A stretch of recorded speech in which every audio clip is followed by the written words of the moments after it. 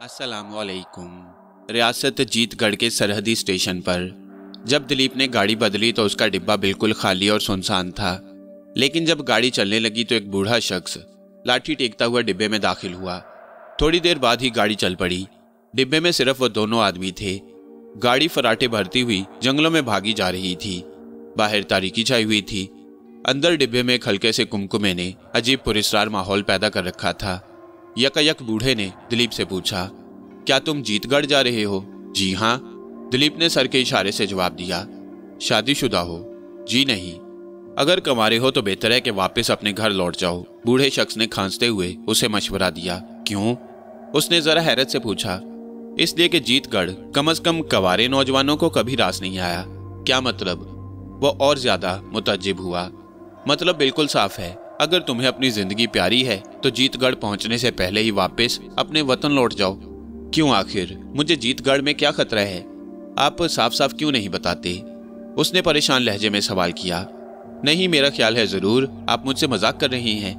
बूढ़े शख्स ने इनकार में सर हिलाया, गोया वो मजाक नहीं कर रहा। फिर दिलीप के सवाल को नजरअंदाज करके उसने एक अजीब सवाल पूछा, क्या तुम भूत प्रेत के कायल हो? बिल्कुल नहीं, दिलीप ने जल्दी से जवाब दिया। कम से कम इस तहजीब और तरक्की याफ्ता जमाने में भूत प्रेत का कोई वजूद नहीं, ना ही मैं उनका कायल हूं। बूढ़ा शख्स खंखारा, जैसे उसे कह रहा हो, बेटे अभी वास्ता नहीं पड़ा, अगर वाकई भूत देख लो तो पता चले। गाड़ी फराटे भरती हुई धरती के सीने पर भागी चली जा रही थी। बाहर अंधेरा था। काले काले बादलों ने सितारों की जरा जरा सी रोशनी को निगल लिया। दिलीप ने खिड़की के बाहर देखा और बूढ़े शख्स की बातों पर गौर करने लगा। 1 मिनट के बाद उसने पलटकर बूढ़े से इन बेतुकी बातों का मतलब पूछना चाहा, लेकिन यह देखकर उसकी हैरत की इंतहा न रही कि बूढ़ा शख्स गायब था। उसके दिल को न जाने क्यों पहली मर्तबा खौफ का एहसास हुआ। उसने पूरा डिब्बा जल्दी जल्दी देख डाला, गुसलखाने में सीटों के नीचे, सीटों के ऊपर, लेकिन बूढ़ा शख्स गायब था। खिड़कियां और दरवाजे अंदर से बंद थे। गाड़ी हवा से बातें करती हुई भागी जा रही थी। भूत!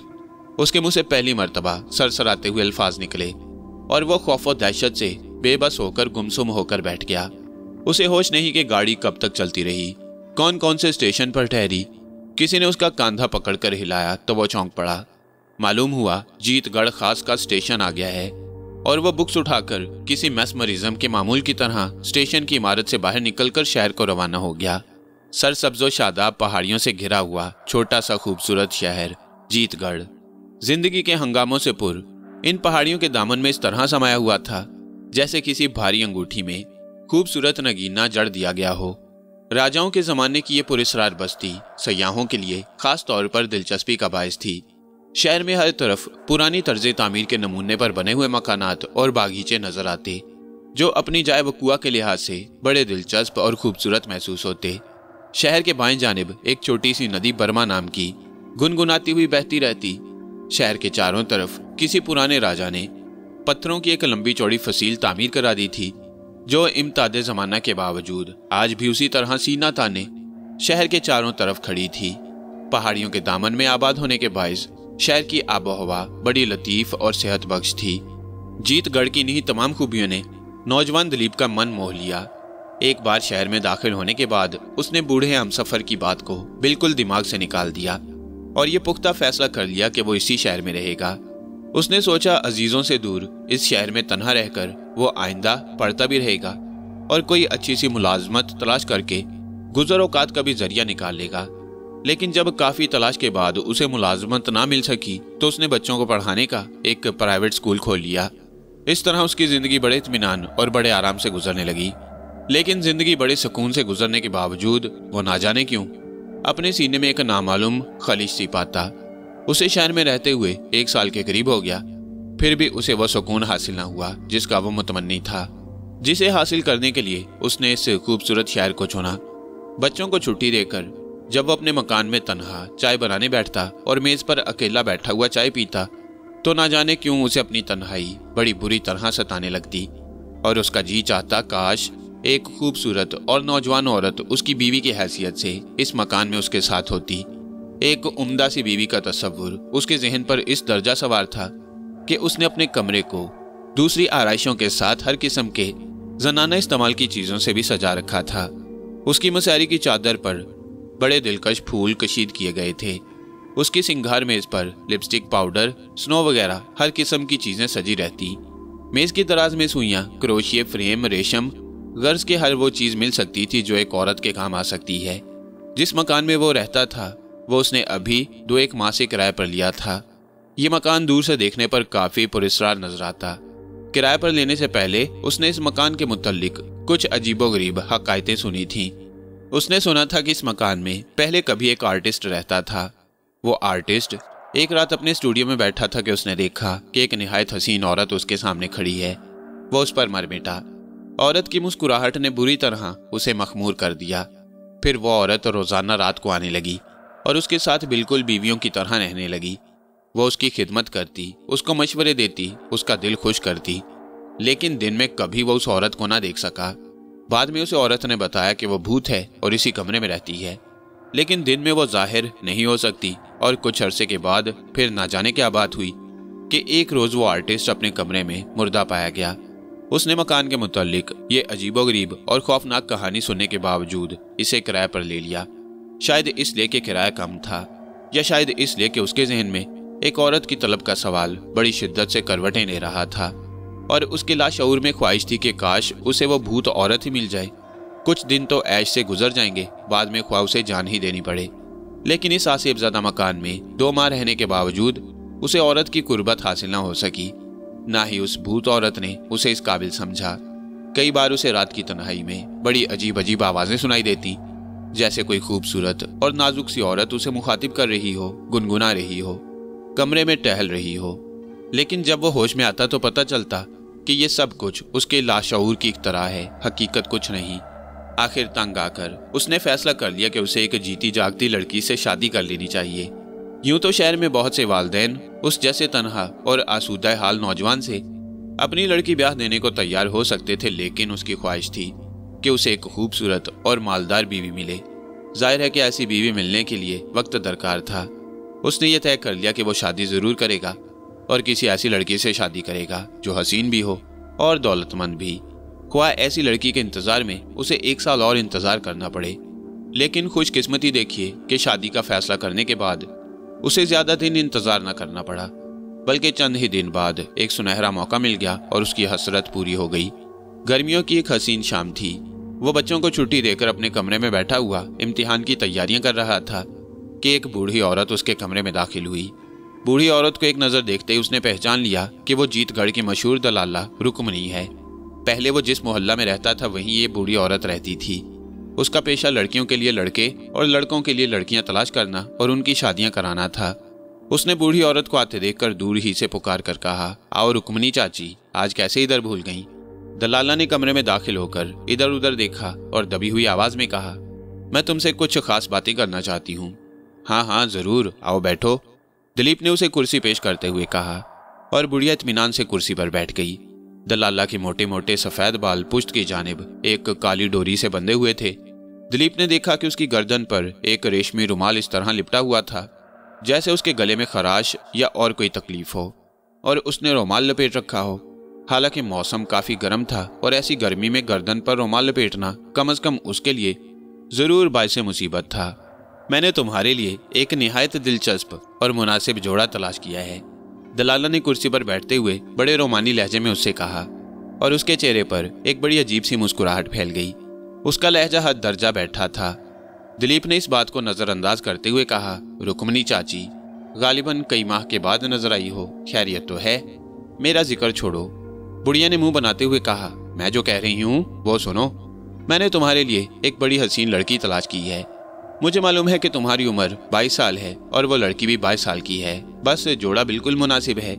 बुढ़िया ने गर्दन पर लिपटा रुमाल जरा सा खींचा तो उसने देखा कि उसकी गर्दन पर एक नील पड़ा हुआ है, जैसे किसी ने कोई बारीक डोरी किस्म की चीज उसकी गर्दन के गिर्द कस कर बांध दी हो और बाद में उसके खुल जाने के बाद वो निशान रह गया हो। लेकिन उसने सोचा हो सकता है ये निशान तकिया पर गर्दन रखे रखे पड़ गया हो। बहरहाल उसने इन गैर मुतल्लिक बातों को नजरअंदाज करके सवाल किया, कौन है वो? एक बड़ी खूबसूरत लड़की है। खैर ये तो तुम रहने दो, हर वो लड़की जिसकी तुम तारीफ करोगी बहुत खूबसूरत और नौजवान होगी, ख्वाह वो हद दर्जा बदसूरत हो और तुम्हारी अपनी उम्र की हो। मगर खैर तुम्हारा भी इसमें क्या कसूर, ये तुम्हारा पेशा है, इसलिए मजबूरन करना ही पड़ता है। दिलीप ने जरा तंजिया लहजे में जवाब दिया। लेकिन अफसोस है कि मुझे अभी शादी की कोई जल्दी नहीं, मैं अभी इम्तिहान की तैयारियों में मसरूफ हूँ। कम अज कम एक आम लड़की से इस वक्त शादी करने को मैं बिल्कुल तैयार नहीं। मैं तो चाहता हूँ कि तुम मेरे लिए जीतगढ़ की सबसे हसीन, दिलकश और हैरत अंगेज लड़की तलाश करो।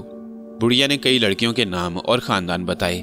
हर लड़की की तारीफ में जमीन आसमान के कुलाबे मिला दिए, लेकिन वो इनकार में सर हिलाता रहा। आखिर जब बुढ़िया की बातों से वो तंग आ गया तो उसने झुंझला कर कहा, रुकमनी चाची, तुम्हारे पास सिवाय अल्फाज के कुछ नहीं होता। जितनी लड़कियों की तुमने तारीफें की हैं ये सब तुम्हारे खूबसूरत अल्फाज तक ही महदूद हैं, वरना मुझे यकीन है कि उनमें से कोई कानी होगी, कोई लंगड़ी। मैं तो एक ऐसी लड़की से शादी करना चाहता हूँ जिसे तारीफ के लिए तुम्हारे अल्फाज की जरूरत ना पड़े, जो सही मायनों में खूबसूरत और नौजवान हो। और यह हकीकत भी थी कि रुकमनी का पेशा और फर्ज ये था कि नौजवान लड़के और लड़कियां तलाश करके झूठ सच बोलकर किसी न किसी तरह उनकी शादी करा दे, ख्वाह वो बदसूरत हों या लूले लंगड़े, और ख्वाह उनकी जिंदगी बाद में तल्ख हो जाए या दिलचस्प। उसे इन बातों से कोई गर्ज नहीं थी, वो तो सिर्फ अपने कमीशन से वास्ता रखती। आखिर तुम्हें कैसी लड़की चाहिए, जरा मुझे भी तो तफसील बताओ। दलाला ने शिकार को फिसलते हुए देखकर जुबान में और ज्यादा शैरीनी पैदा करते हुए कहा, बेटा तुम्हारे लिए तो जैसी चाहो लड़की मिल जाएगी। मुझे एक बिल्कुल नौजवान लड़की चाहिए जो चांदनी की तरह लतीफ, फूलों के मानंद खुशनुमा और शहद की तरह मीठी हो। समझदार और तालीम याफ्ता होना भी एक शर्त है। इसके अलावा अकेली हो तो ज्यादा बेहतर है, और जो 1 लाख रुपया भी तुम्हारे लिए लेती आए। बुढ़िया ने नीम तंज और नीम मजाहिया अंदाज में फिक्रा कसा। बहरहाल मुझे चूंकि तुम्हारी ख्वाहिश पूरी करनी है, इसलिए मैं तुम्हें खुशखबरी सुनाती हूँ कि बिल्कुल तुम्हारी ख्वाहिश के मुताबिक एक लड़की मौजूद है। उसके बाद बुढ़िया ने अपनी कुर्सी खींचकर दिलीप की कुर्सी से मिला ली और इस तरह सरगोशी के लहजे में बोली जैसे कमरे में कोई और भी आदमी बैठा हो और वो उसे सुनाए बिना दिलीप के कानों तक बात पहुंचाना चाहती हो। वो एक मशहूर औरत है, उसकी उम्र सिर्फ 22 साल है और वायलिन बजाने में अपना सानी नहीं रखती। महाराजा जीतगढ़ के यहाँ पहले मुलाजिम थी, लेकिन हाल ही में उसने मुलाजमत छोड़ दी। सारे शहर में उस जैसा वायलिन बजाने वाला कोई आर्टिस्ट नहीं। थिएटरों के मालिक एक प्रोग्राम के लिए उसकी खुशामदीद करते फिरते हैं। उस लड़की के रिश्तेदारों में सिर्फ एक सौतेली माँ है, लेकिन माँ को बेटी के रुपए पैसे की जरूरत नहीं, वो अपनी गुजर औकात खुद करती है। सबसे बड़ी बात यह है कि लड़की का तकरीबन 50,000 रुपया नकद बैंक में जमा है। अलबत्ता एक बात जरूर है, एक मुलाजमा उसके साथ जरूर आएगी, क्योंकि उसने उस मुलाजमा लड़की को बरसों से अपने साथ रखा हुआ है और अब वो उसे तकरीबन सहेली की हैसियत से रखती है। हाँ, ये खैर वाकई दिलचस्प है। दिलीप ने बुढ़िया के खामोश हो जाने पर जवाब दिया, लेकिन भला वो मुझ जैसे गरीब आदमी से क्यों शादी करेगी? उसके लिए तो शहर के तमाम मालदार नौजवान तैयार हो सकते हैं। उसे मालदार शौहर की जरूरत नहीं, क्योंकि उसके पास अपनी काफी दौलत है। वो एक तालीम याफ्ता और गरीब नौजवान से शादी करना चाहती है जो उसी की तरह अकेला हो। अभी शहर के एक बहुत बड़े रईस ने उससे शादी का पैगाम भेजा, लेकिन उसने ठुकरा दिया। उस रईस का पैगाम लेकर मैं ही उसके पास गई थी। चुनाचे उसने मुझसे कहा था कि रुकमनी चाची, मैं तो किसी ऐसे नौजवान से शादी करना चाहती हूँ जो शरीफ हो, खूबसूरत हो, नौजवान हो, तालीम याफ्ता हो, उसका कोई रिश्तेदार ना हो, बिल्कुल मेरी तरह अकेला हो। मुझे दौलत की परवाह नहीं, वो मेरे पास बहुत है। इसके अलावा मैं हजारों रुपए कमा सकती हूँ। बस उसके मुंह से ये बातें सुनकर मेरी निगाह फौरन तुम पर गई। यकीन मानो, किस्मत की देवी तुम पर बहुत मेहरबान है और अपनी आगोश फैलाए तुम्हारी मुंतजिर है। कहाँ रहती है वो? दिलीप ने सवाल किया। वो अपनी सौतेली माँ के साथ रानीगंज मोहल्ला में रहती है। अगर तुम उसे देखना चाहो और अपना इत्मीनान करना चाहो तो इसका भी इंतजाम किया जा सकता है। हाँ, अगर ऐसा हो सके तो बेहतर है, दिलीप ने जवाब दिया। बस तो फिर मैं आज कल ही में वक्त मुकर्रर करके तुम्हें बताऊंगी, बुढ़िया ने उठते हुए कहा। बहुत बहुत शुक्रिया चाची रुकमनी, दिलीप ने उसे रुखसत करते हुए कहा। अगर वो लड़की तुम्हारे अल्फाज की तरह ही खूबसूरत हुई और मेरी शादी उसके साथ हो गई तो यकीन करो तुम्हें खुश कर दूंगा। ओ बेटा, मुझे रुपए की इतनी परवाह नहीं, बुढ़िया ने जवाब दिया। मेरी तो सबसे बड़ी ख्वाहिश ये होती है कि कम से कम तुम जैसे नौजवानों के घर बस जाएं। इतना कहकर बुढ़िया तेज तेज कदम उठाती हुई कमरे से निकल गई और दिलीप होने वाली बीवी के खुश आइंदा तस्वुर में आंखें बंद करके अपनी कुर्सी के पुश्त पर ढलक गया। दूसरे रोज रुकमनी ने आकर उसे बताया कि आज से चौथे रोज वो उस लड़की को देख सकता है। उसने कहा कि लड़की और लड़की की सौतेली माँ भी तुम्हें देखना चाहती हैं, इसलिए उन्होंने तुम्हें मंगल के रोज अपने मकान पर मदऊ किया है। वो ये खुशखबरी पाकर बहुत खुश हुआ और 4 दिन पहले से ही होने वाली ससुराल में जाने की तैयारियां करने लगा। बड़े इंतजार और बड़ी बेचैनियों के बाद आखिर मंगल का रोज आ ही गया। उस रोज उसने तमाम काम कल पर उठा रखे, सिवाय एक काम के कि उसे अपनी होने वाली ससुराल में जाना है। स्कूल के बच्चों को भी छुट्टी दे दी। बड़ी मुश्किल से एक एक लम्हा करके 4 बजे और वह अपना बेहतरीन लिबास जेब तन करके रुक्मिणी के बताए हुए पता पर पहुंच गया। उसने दरवाजा खटखटाया। उसे फौरन अंदर बुलाकर एक कुशादा कमरे में बिठा दिया गया। सबसे पहले उसका तारुफ लड़की की सौतेली माँ जमुना देवी से हुआ। वो 35-40 साल की उम्र की एक सेहतमंद औरत थी और काफी खुश इखलाक साबित हुई। जमुना देवी जब उससे मिलने आई तो किसी वजह से उसके बाल भीगे हुए थे और उनसे बूंदें टपक रही थी। हालांकि बाहर आसमान बिल्कुल साफ था और दूर दूर तक कहीं बादलों का नामो निशान तक न था। माफ करना, मुझे ज्यादा देर तो नहीं हुई। जमुना देवी ने कुर्सी खींचकर उस पर बैठते हुए कहा। जी बिल्कुल नहीं, उसने जल्दी से जवाब दिया। दरअसल मैं नहा रही थी। उसने अपने भीगे हुए बालों को हाथ में लेकर उन्हें झटकते हुए कहा। तुम्हारे आने की खबर सुनी तो फौरन भाग गई। इसके मायने ये हुए कि मैं आपके काम में मखल हुआ? दिलीप ने कहा। नहीं, बिल्कुल नहीं, उसने जवाब दिया। वो कहाँ है? उसने बड़े शर्माए हुए लहजे में सवाल किया। वो कौन? जमुना देवी ने हैरत से पूछा और फिर कुछ सोचकर बोली। ओह, मैं समझी, तुम्हारा मतलब मेरी लड़की इंदिरा से है। जी हाँ, उसने और ज्यादा चीमते हुए कहा। वो दूसरे कमरे में है, अभी कुछ देर में तुम उसे देख लोगे। बेफिक्र रहो। और उसके साथ ही उसकी मुलाजमा को भी, जो मेरी इंदिरा को बहनों से भी ज्यादा अजीज है, जिसे वो एक लम्हा के लिए भी खुद से जुदा नहीं करती। लेकिन एक बात है, जमुना देवी अपनी कुर्सी उसके करीब खींचकर इस तरह आहिस्तगी से बोली जैसे कोई राज की बात कहना चाहती हो। लड़की है बहुत होशियार, बेहतरीन खाना पकाती है, काढ़ने और सीने पे रोने में तो अपना सानी नहीं रखती, और घर का इंतजाम इस तरह संभाल कर रखती है कि उसकी काबिलियत देखकर हैरत हो जाती है। लड़की कौन? दिलीप ने सवाल किया। अरे वो ही इंदिरा की मुलाजमा कमला। कुछ देर बैठने के बाद जमुना देवी ने कहा। अच्छा, मैं तो जरा काम से जा रही हूँ, अभी कुछ देर में आऊंगी। तुम अकेले कमरे में घबराना नहीं, इंदिरा अभी शायद आएगी। जी नहीं, मैं इंतजार कर रहा हूँ, आप फिक्र न करें। तशरीफ ले जाना चाहती हैं तो चली जाइए, शुक्रिया। ये कहकर वो अपने भीगे हुए पैरों के निशानात फर्श पर छोड़ती हुई दूसरे कमरे में चली गई। जमुना देवी के जाने के 1 मिनट बाद ही रुक्मिणी आकर उसके करीब बैठ गई। दिलीप की दाहिनी जानिब दूसरे कमरे की दीवार थी जिसमें खिड़की लगी थी, जो उस वक्त बंद थी। खिड़की का एक शीशा टूट गया था, जिसे ढकने के लिए उस पर एक खुश रंग कागज चढ़ा दिया गया। दिलीप ने बैठे बैठे खिड़की में उस लगे हुए कागज को जरा सा फाड़ दिया और इतना बड़ा सुराख बना लिया जिससे वह दूसरे कमरे की चीजें बगौर देख सके। सुराख बन जाने के बाद उसने अपनी एक आंख उसके करीब ले जाकर देखा तो दूसरी तरफ उसे जमुना देवी नजर आई।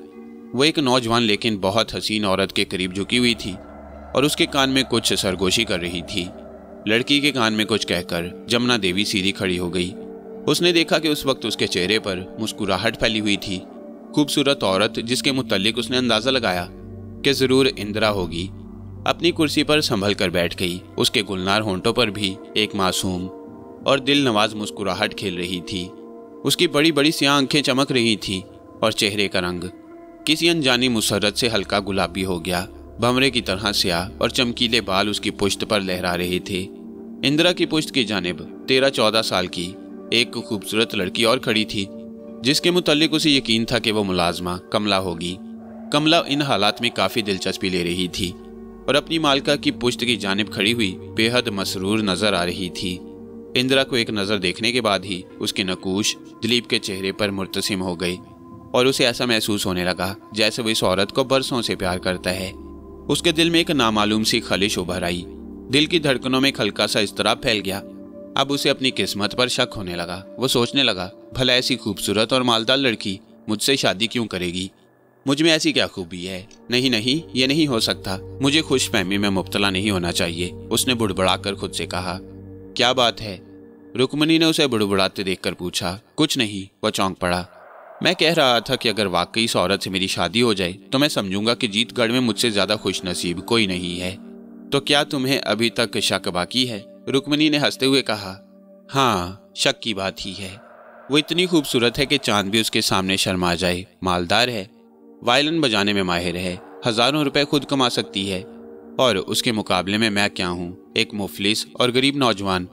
एक मामूली स्कूल मास्टर जो बच्चों को पढ़ाकर जिंदगी बसर करता है, बज़ाहिर जिसमें कोई खूबी नहीं। बहरहाल कुछ भी हो, अपनी जानिब से मैं तुम्हें यकीन दिलाती हूँ कि ये शादी जरूर होगी। तुम्हें रुक्मणी चाची के अल्फाज पर भरोसा रखना चाहिए। बुढ़िया ने पुरयकीन लहजे में उसे तसल्ली दी। दूसरे कमरे से दबी दबी हंसी और हल्के हल्के कहकों की आवाजें आ रही थी। ऐसा मालूम होता था जैसे उधर दोनों लड़कियां आपस में उसका तज़किरा कर करके खुश हो रही हैं। उसने फिर एक बार कागज के उसे सुराख में से झांक कर देखा, लेकिन इंदिरा की एक झलक देखने के बाद ही उसे फौरन अपना चेहरा खिड़की के पास से हटा लेना पड़ा, क्योंकि किसी औरत के कदमों की चाप ने उसे चौंका दिया और एक बड़ा नगमा रेज कह कहा उसकी समात पर बिखर गया। उसने अंदाजा लगाया कि यह हंसी इंदिरा की मुलाजमा कमला की होगी। वो अपने ख्यालात में खोया हुआ था कि यकायक रुक्मणी की आवाज ने उसके ख्यालात का सिलसिला मुनक़ता कर दिया। वो कह रही थी, तुम्हें शादी के मुतालिक कोई फिक्र नहीं करनी चाहिए। मैंने ये बाल धूप में सफ़ेद नहीं किए हैं। मैं कोई यूं ही तुम्हें यहाँ नहीं ले आई हूँ। दरअसल इंदिरा खुद तुम्हें एक नज़र देखना चाहती थी और बिल्कुल तुम्हारे जैसे नौजवान और गरीब शख्स से ही शादी करने की उसकी ख्वाहिश थी। और अब जबकि उसने बखूबी तुम्हें देख लिया तो मैंने उसकी आंखों से अंदाज़ा लगा लिया है कि तुम उसे काफ़ी पसंद आए हो। मुझे यकीन है कि वो तुम्हें किसी हालत में नहीं छोड़ेगी। तुम्हें तो बेहद मसरूर होना चाहिए कि बगैर किसी जिद्दोजहद के ऐसी नौजवान और खूबसूरत बीवी मिल रही है, और ऐसी बीवी जो हज़ारों रुपया साथ जहेज में लाएगी। एक नौजवान और कवारी मुलाजमा लाएगी जो खुद तुमसे ज़्यादा हर माह कमाती है, जो वायलिन बजाने के फ़न में अपना सानी नहीं रखती और सारे शहर में मशहूर है, जिसके साथ एक मर्तबा बात करने के लिए लोग ख्वाहिशमंद रहते हैं, जिसे सिर्फ एक नज़र देखने के लिए सैकड़ों मुतमन्नी हैं, जिससे शादी करने के लिए शहर के बड़े बड़े रऊसा उमरा तैयार हैं। ये तुम्हारी खुशकिस्मती नहीं तो और क्या है कि उसने उन तमाम दौलतमंदों को ठुकराकर तुम जैसे मुफलिस नौजवान को पसंद कर लिया। बस चाची रुक्मणी तुम्हारी मेहरबानी है, उसने किसी कदर खुश और किसी कदर मरूब होते हुए कहा। अभी वो कुछ और कहना चाहता था कि कमला ने आकर बड़े अदब से इतला दी कि खाना मेज पर लगा दिया गया है और मालिकन आपको याद फरमा रही हैं। दिलीप और रुक्मणी दोनों उठ खड़े हुए और कमला के पीछे पीछे एक दूसरे कमरे में दाखिल हुए। पूरा मकान बड़े सलीके से सजा हुआ था।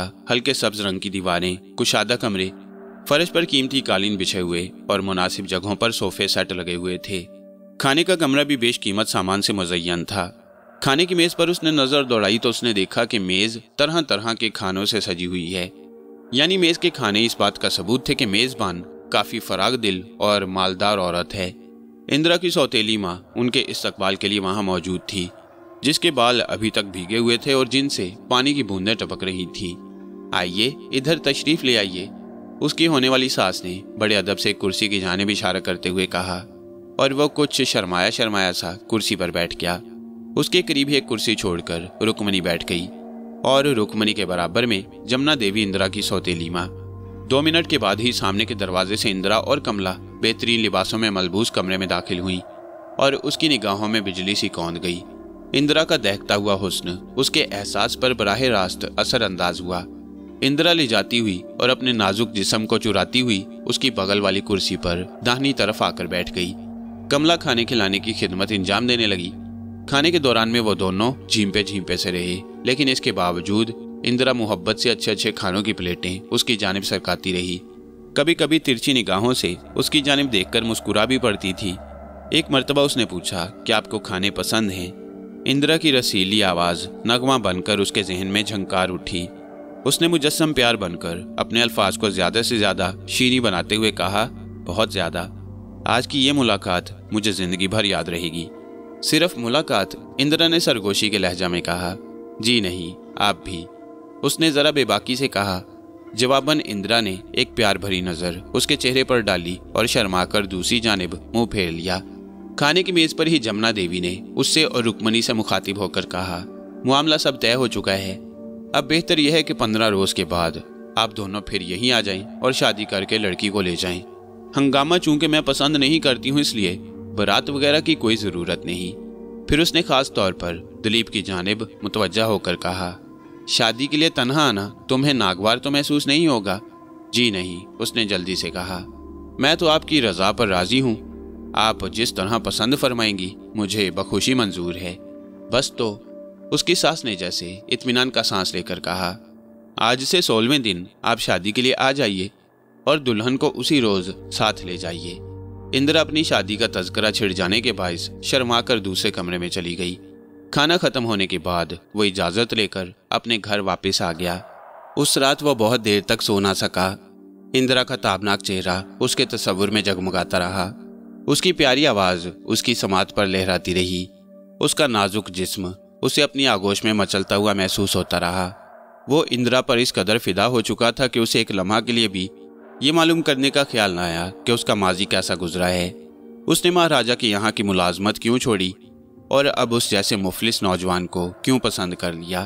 वो तो सिर्फ उसकी मोहब्बत में मगन था और इससे ज़्यादा ना कुछ सोचना चाहता था ना समझना।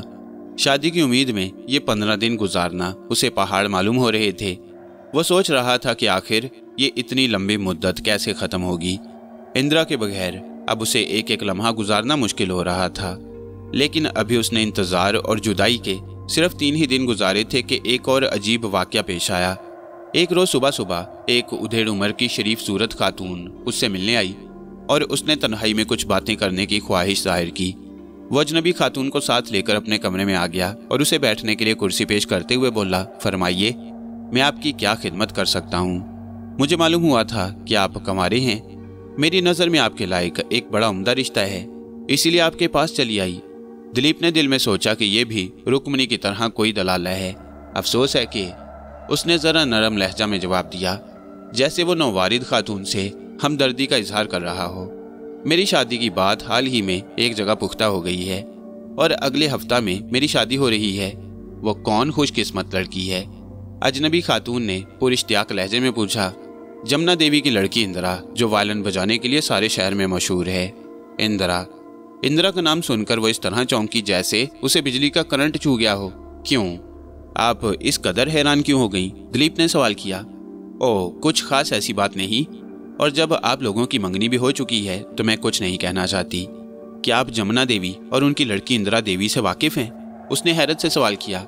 मैं? उसने अपनी जानिब इशारा करते हुए कहा, हाँ, मैं उसको बखूबी जानती हूँ। लेकिन मेरा ख्याल है कि मैं जिस लड़की का रिश्ता तुम्हारे लिए लेकर आई थी, ऐसी लड़की तुम्हें चिराग लेकर ढूंढने से भी कहीं ना मिलेगी। वो लड़की ऐसी सलीकामंद और इतनी खूबसूरत है कि हर शख्स इस किस्म की बीवी हासिल करने का ख्वाहिशमंद होता है। वो फूलों की तरह दिलकश और प्यारी है, बंद कलियों की तरह कंवारी और नाजुक है, सीरत के लिहाज से अपना सानी नहीं रखती। उसकी गुफ्तगू इस कदर शीरी है कि दुश्मन भी उसके सामने मोम हो जाता है। घर गृहस्थी का हर काम जानती है, खाने पकाने में माहिर है, सीने पिरोने और काटने में लाजवाब, सख्त से सख्त काम करने से भी नहीं घबराती। तुम सोचते होगे कि मैं कोई दलाला हूँ, झूठ सच बोलकर कमीशन की खातिर लोगों की शादियां कराती फिरती हूँ। ऐसी बेजोड़ और नामुनासिब शादियां के बाद में उन बेचारों की जिंदगियां दोज़ख बन जाएं। लेकिन ऐसा नहीं है। यकीन करो कि मैं कोई दलाला नहीं हूँ, बल्कि मैं साफ साफ तुम्हें बताए देती हूँ कि जिस लड़की का रिश्ता लेकर मैं तुम्हारे पास आई हूँ वो मेरी अपनी लड़की रंबा है। मैं एक गरीब और बेवा औरत हूँ। मेरा नाम शांति है। शायद तुमने कहीं सुना हो। बहरहाल सूरत हाल यह है कि मैं चूंकि बहुत गरीब हूँ, इसलिए चाहती हूँ कि मेरी लड़की भी किसी गरीब घर में ही जाए। मेरे पास चूंकि जहेज में देने के लिए हज़ारों रुपए नहीं हैं, इसलिए मैं तुम्हारे जैसा शरीफ और गरीब नौजवान ही अपनी लड़की के लिए चाहती हूँ। इसीलिए मैं तुम्हारे पास आई थी। लेकिन अफसोस है कि तुम मेरे आने से पहले ही छीन लिए गए। फिर भी मैं इतना ज़रूर कहूँगी कि एक गरीब घराने की लड़की हमेशा एक बेहतरीन बीवी साबित होती है बनिस्बत एक मालदार घराने की अमीर बेटी के। दिलीप ने बेवा शांति की बात पूरी तवज्जो से सुनी। उसके दिल में उस गरीब खातून के लिए हमदर्दी पैदा हो गई, लेकिन वो क्या कर सकता था क्योंकि मामला बिल्कुल तय हो चुका था। इसके अलावा इंदिरा बुरी तरह उसके हवास और उसकी जिंदगी पर छा गई थी। उसने मगमूम औरत को समझाते हुए कहा, मैंने इंदिरा को खुद देखा है।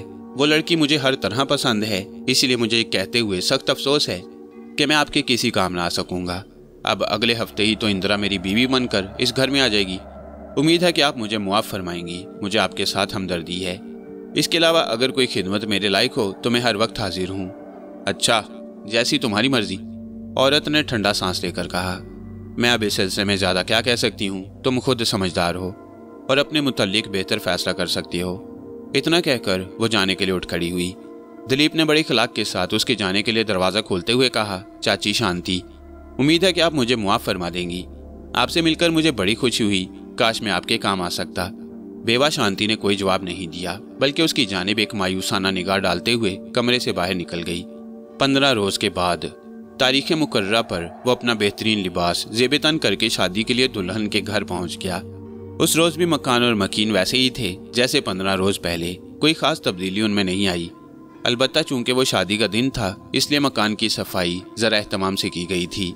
खिड़कियों के गुलदानों में ताज़ा फूल लगे हुए थे। सोफों और मेज़ों की तरतीब पहले से ज़्यादा खूबसूरत कर दी गई।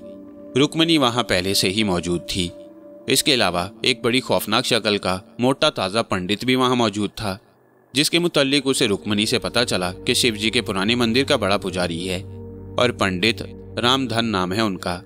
आसमान अबर आलूद था, हल्की हल्की बूंदें टपक रही थीं।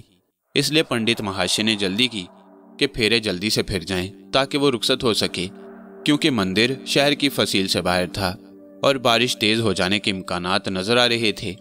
चुनाचे फौरन कमला दुल्हन को संभाले हुए शादी के मंडल में ले आई और पंडित महाराज ने 15 मिनट के अरसा में फेरे वगैरह फिरवा कर उनको फारिग कर दिया और अपनी दक्षिणा वगैरह लेकर रुखसत हो गए। आज उसे अपनी सौतेली सास जमुना देवी नजर न आई। अलबत्ता दूसरे कमरों से कभी कभी उसकी आवाज आती रही, जिससे उसने अंदाजा लगाया कि वो घर के काम धंधे में लगी हुई है। शादी के फौरन बाद ही रुक्मणी ने उसे कहा, अब तुम दुल्हन को लेकर अपने मकान पर चलो। कमला, मैं और तुम्हारी सास तुम्हारे जहेज का सारा सामान लेकर पीछे पीछे चले आते हैं। दिलीप ने सुरख लिबास में मलबूस शर्माती हुई इंदिरा को हाथ का सहारा देकर उठाया और बाहर आकर एक किराए की गाड़ी करके उसे अपने घर ले आया। अब आसमान पर काली काली घटाएं चारों तरफ से छा गई थीं और बारिश सख्त तेज हो गई। घर पहुंचकर उसने अपनी दुल्हन इंदिरा को कमरे अरूसी में कुर्सी पर बिठाते हुए कहा, यह है मेरा गरीब खाना जो अब तुम्हारा है। इंदिरा मुस्कुराकर रह गई और वो उसके लिए चाय बनाने के लिए बावर्ची खाने में चला गया। लेकिन अभी वह पूरी तरह चाय बनाने भी ना पाया था कि दरवाजे पर एक और गाड़ी आकर ठहरी, जिसमें कमला और रुक्मणी वगैरह आई थी। गाड़ी वाले ने तमाम सामान लाकर अंदर कमरे में रखना शुरू कर दिया। सामान सब नया था, जिसमें कुर्सियों, मेज़ों, मसहरियों और बड़े संदूकों के अलावा मौसीकी के साजों का भी एक पूरा सेट था। सबसे आखिर में रुक्मणी और उसकी सास जमुना भी आ गई। जमुना देवी के बाल आज भी भीगे हुए थे और उनसे पानी के कतरे टपक रहे थे, लेकिन ये कोई हैरत अंगेज बात नहीं थी, क्योंकि बाहर बारिश बड़ी सख्त हो रही थी। घर में आते ही कमला ने जल्दी जल्दी तमाम सामान मुख्तलिफ कमरों में सलीके से सजा दिया और खुद बावर्ची खाने में जाकर खाना पकाने में मसरूफ हो गई। वो इस अरसा में रुक्मणी और अपनी सास से खुशगपियों में मसरूफ रहा। इंदिरा सामने बैठी हुई घूंघट में उसे शर्माई हुई निगाहों से तकती रही और मुस्कुराती रही और 2 घंटे के अंदर अंदर ही कमला ने खाना वगैरह पकाकर मेज पर सजा दिया। खाने की मेज पर वो और इंदिरा पहलू ब पहलू बैठे और रुक्मणी और उसकी सास उनके मुकाबिल। रुक्मणी की गर्दन के गिर्द वो सुरख रेशमी रुमाल आज भी उसी तरह लिपटा हुआ था और उसकी सास के बाल भी उसी तरह गीले थे। खाना निहायत लजीज और उम्दा था और पहले रोज ही वो कमला की चाबुक दस्ती और अक्लमंदी का कायल हो गया, जिसने मुख्तसर से अरसा में ही सारा काम इस तरह उम्दगी और नफासत से कर दिया कि 4 मुलाजिम भी इतना काम न कर सकते। वो खुश था कि उसे एक मालदार और हसीन बीवी के साथ एक इतनी उम्दा मुलाजमा भी मुफ्त में ही मिल गई। खाना खत्म करने के बाद कुछ देर इधर उधर की बातें करके रुक्मणी और उसकी सास ने अपने अपने घर जाने की इजाजत तलब की और दुल्हा दुल्हन को दुआएं देकर दोनों बूढ़ी औरतें रुखसत हो गईं। कमला ने अपने रहने के लिए अलग एक छोटा सा कमरा मुंतखब कर लिया। रात को सोने से पहले कमला ने दुल्हा दुल्हन के अरूसी कमरे को फिर साफ किया और उसे अच्छी तरह सजा दिया। इसके बाद उन्हें कमरे में पहुंचाकर और शब्बा खैर कहकर अपने कमरे में चली गई। रात को दौराने गुफ्तगू इंदिरा ने उससे कहा, कसम खाओ कि आज से तुम मेरे अलावा किसी दूसरी औरत से मोहब्बत नहीं करोगे। भला इसमें कसम खाने की क्या जरूरत है? दिलीप ने प्यार से अपनी बीवी का हाथ सहलाते हुए कहा, जब मुझे तुम जैसी खूबसूरत बीवी मिल गई है तो फिर दूसरी औरतों से मोहब्बत करने की या उनके पीछे भागने की मुझे क्या जरूरत है? फिर भी तुम कसम खा के वादा करो ताकि मुझे इत्मीनान हो सके। इंदिरा ने इसरार किया और दिलीप बोला, मैं तुम्हारे और अपने सर की कसम खाकर कहता हूँ कि जिंदगी भर तुम्हारे अलावा किसी दूसरी औरत से मोहब्बत नहीं करूंगा। बस अब तो तुम्हें यकीन हो गया। इतना कहकर उसने इंदिरा को गुदगुदाया और वह हंसी के मारे लौटपौट हो गई। फिर जब कुछ देर के बाद वो अपनी हंसी और अपने सांसों पर काबू पाने में कामयाब हो गई तो उसने कहा, हाँ अब मुझे इत्मीनान हो गया। क्या तुम बहुत शक्की मिजाज की औरत हो? दिलीप ने हंसते हुए सवाल किया। हाँ, उसने सर हिलाते हुए जवाब दिया। वाकई मेरी फितरत में रश्क व हसद का मादा बहुत ज्यादा है। मैं जानती हूँ कि यह बुरी चीज़ है, लेकिन क्या करूँ, ये चीज़ मेरी फितरत में रची हुई है। मैंने बड़ी जान फिशानी और कोशिशों से तुम्हें हासिल करके अपनी मोहब्बत का ये नशेमंद बनाया है, लेकिन अगर तुमने अपना अहद तोड़ा और कभी मुझसे बेवफाई की तो दिलीप ने उसकी आंखों में आंखें डालते हुए कहा, अगर मैं किसी औरत से ख्वाब में मोहब्बत करने लगूं तो क्या तुम्हें उस पर भी जलन होगी? बिल्कुल होगी। मैं हर उस औरत से जलूंगी जो तुम्हें मुझसे छीनने की कोशिश करेगी, वो ख्वाब में हो या हकीकी दुनिया में। मैं अपनी मोहब्बत की शरीक किसी औरत को कभी बर्दाश्त नहीं कर सकती, और जिस दिन मुझे यह पता चल गया कि फलां औरत तुम्हें हासिल करना चाहती है तो मैं उसकी और अपनी जान एक कर दूंगी। ओफो, बड़े खतरनाक इरादे हैं, दिलीप ने मजाकिया अंदाज में कहा। इंदिरा और कमला जब से दिलीप के घर में आई थी उसे अपना वीरान कदा जन्नत महसूस होने लगा, जिसमें हर वक्त खुशियां और मुसर्रतें लहराती रहती, रात दिन कह कहे गूंजते रहते, हल्की हल्की नरम नरम मुस्कुराहटें तैरती रहती। उसे ऐसा महसूस होता था जैसे कोसे कज़ा के रंग मुसर्रतें बनकर उसके इस उजाड़ घर में आ बसी हैं। इंदिरा और कमला ने घर की फिजा को यकसर बदल दिया। ऐसा मालूम होता था जैसे वो दोनों उसकी बीवी और मुलाजमा नहीं है, बल्कि जन्नत की दो देवियां हैं जो उसे लाजवाल खुशियां बख्शने आर्जी तौर पर उसके घर में उतर आई हैं। उसे ऐसा महसूस होता था जैसे ये जिंदगी हकीकी नहीं बल्कि वो ख्वाब देख रहा है, एक तवील और निहायत खूबसूरत ख्वाब। रुक्मणी ने इंदिरा की तारीफ में जो अल्फाज इस्तेमाल किए थे वो बहुत कम दर्जा के थे। इंदिरा उस तारीफ और उन अल्फाज से बहुत बाला थी। उसकी मुकम्मल तारीफ तो किताबें की किताबें लिखकर भी नहीं की जा सकती थी। एक तरफ से उसकी तारीफ करना सूरज को चिराग दिखाने के मुतरादिफ था। वो वायलिन आर्टिस्ट होने के अलावा तालीम याफ्ता भी काफ़ी थी। शाम को जिस वक्त वो अपना वायलिन लेकर बैठती तो ऐसा महसूस होता जैसे वायलिन के तारों से शोले उठ रहे हों, ठंडी और मीठी लहरें फिजा में तहलील हो रही हों। उसके वायलिन से मलकूती नगमात और तिलिस्मी सुर निकल कर सारे कमरे बल्कि सारे मकान में फैल जाते और हर शय पर एक सिहर अंगेज असर तारी हो जाता। हर चीज़ मशहूर और नशे में झूमती हुई महसूस होती। वाकई इंदिरा वायलिन बजाने में कमाल रखती थी, और जीतगढ़ तो क्या शायद सारी दुनिया में उसके मुकाबले का कोई आर्टिस्ट ना होगा। वायलिन के तार उसकी उंगलियों से मस होकर सुर पैदा नहीं करते थे बल्कि सिहर फूंकते थे, जादू फैलाते थे, नशा बरसाते थे, एक लाफानी सुरूर बख्शते थे। दिलीप को खुश रखने और उसका दिल बहलाने के लिए इंदिरा हर वक्त कोशां रहती, उसके साथ बैठकर ताश खेलती, पढ़ने लिखने में उसकी मदद करती, उसके लिए वायलिन बजाती और मोहब्बत भरे गीत गाती। गर्ज जो कुछ उसके इम्कान में होता अपनी शौहर की मोहब्बत के लिए सब कुछ करती। लेकिन इसके बावजूद बाज़ बातें ऐसी भी थीं जो दिलीप की समझ से बालातर थीं और जिन्हें वो कुछ नापसंद भी करता था। ये तो उसे यकीन था कि कमला और इंदिरा जिस कदर आपस में घुली मिली हैं वो इंदिरा के इतने करीब नहीं। इंदिरा की पूरी जिंदगी उसके लिए एक मुअम्मा थी। वो उसे सिर्फ चंद हफ्तों से जानता था, लेकिन कमला उसकी जिंदगी के एक एक राज से वाकिफ थी। इसलिए जब वो दोनों इकट्ठी होती तो सरगोशी के से अंदाज में ना जाने क्या क्या बातें करती। फुर्सत में वो दोनों बड़े अजीब अजीब खेल खेला करती, बड़े पेचीदा और पुरस्कार खेल जो उसकी समझ से बालातर थे। तारों के गोरख धंधे सुलझाने का भी उन्हें बहुत शौक था। कई बार उसने देखा कि इंदिरा और कमला अलग अलग कमरों में खड़ी हुई इस तरह बातें करती हैं जैसे वो ट्रांसमीटर या टेलीफोन के जरिए एक दूसरे से बात करती हैं। वो खूब बातें करती, कह कह लगाती, जैसे वो एक दूसरे के सामने खड़ी हुई बातें कर रही हों। वो हैरान होकर अपनी बीवी से पूछता तो वो जवाब देती कि ये औरतों का एक बड़ा दिलचस्प खेल है जिसे हम खुफिया खेल कहते हैं। एक मर्तबा उसने उन दोनों को वही अजीबोगरीब खेल खेलते देखकर कहा, ये तुम दोनों क्या शैतानों के से खेल खेलती हो? अलग अलग कमरों में खड़ी होकर इस तरह बातें करती हो जैसे दो बुरी रूहें बातें कर रही हों। छी छी। उसकी बीवी ने शौकी से उसकी जानिब देखकर नसीहत करते हुए कहा, शरीफ आदमी किसी को शैतान या बदरू नहीं कहा करते। कम से कम मैं ये अल्फाज बिल्कुल पसंद नहीं करती, ना ही मैं। मुलाजमा ने भी मालका की हाँ में हाँ मिलाई। फिर मुझे भी तो बताओ कि आखिर ये क्या खेल है? उसने किसी कदर शर्मिंदगी से कहा। हाँ, ये बात शरीफाना है, उसकी बीवी ने कहा। डार्लिंग, मुझे इन शैतानों और बदरूहों के नाम से बड़ा खौफ लगता है। तुम इस घर में इन चीज़ों का नाम न लिया करो। ये गालिबन 10वीं मर्तबा इंदिरा ने दिलीप को फरमाइश की थी कि वो घर में शैतानों, भूत प्रेतों और बदरूहों का तज़किरा न करे, लेकिन वो सवाल फिर अधूरा रह गया और इंदिरा उसकी बात का जवाब दिए बगैर किसी काम में मशगूल हो गई। अक्सर वो अपनी बीवी और कमला को बड़े ज़ोर शोर से सरगोशी करते देखता। घंटों वो दोनों इस तरह बातें करती रहती। फितरतन उसकी ख्वाहिश होती कि वो मालूम करे कि आखिर वो क्या बातें करती रहती हैं। चुनाचे 2-1 मर्तबा उसने चोरी से छुप छुप कर उनकी सरगोशियाँ सुनने की कोशिश की और ये मालूम करना चाहा कि आखिर वो किस किस्म की साजिशें करती रहती हैं। लेकिन जब भी उसने उनकी बातें सुनी, उन्हें हमेशा अपने मुतल्लिक बातें करते पाया। हमेशा वो दोनों उसको खुश रखने और उसकी भलाई की बातें सोचती हुई मिलती। कभी वो ये दोनों मंसूबे बनाती हुई आज ऐसी क्या चीज पकाई जाए जो दिलीप को पसंद हो। कभी वो इस बात पर बहस करती हुई मिलती कि वो किस किस्म का लिबास पसंद करेगा।